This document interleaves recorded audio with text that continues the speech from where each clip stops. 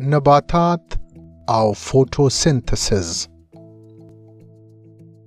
نباتات زموږ په ډول ژوندي موجودات دي. دوی هم زموږ په ډول ساه کاږي او خواړه خوري. لکه موږ چې د خپلو خوړو لپاره رقم په رقم شان پخوو، نباتات هم د خپلو خوړو یا ډوډۍ د جوړولو لپاره یوه طریقه کاروي.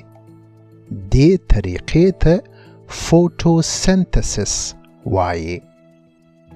تاسو به نو وایاست چې دا فوټوسنتسس نو څه کار کوي؟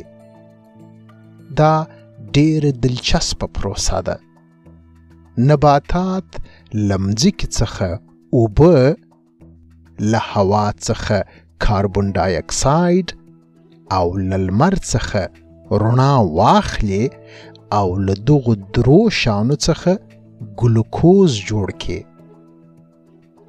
دا ګلوکوز د دوی ډوډۍ ده. په دې رقم دوی خپل ډوډۍ خوري، وده کوي او لوییږي.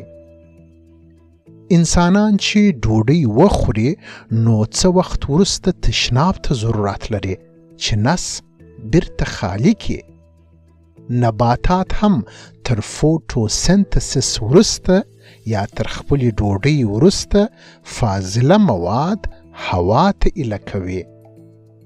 د نباتاتو دا فاضله مواد اکسیجن وي، نو اکسیجن هوا ته ایله کړي.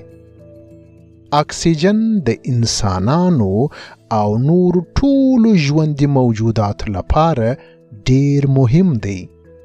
په همدې خاطر نباتات د مځکې لپاره ډیر مهم دي. موږ باید کوشش وکړو چې په خپل ښار او کلي کې ډیرې ونې او نباتات وکرو، څو هوا مو پاکه سي او شاوخوا مو ښکلې او ښایسته سي.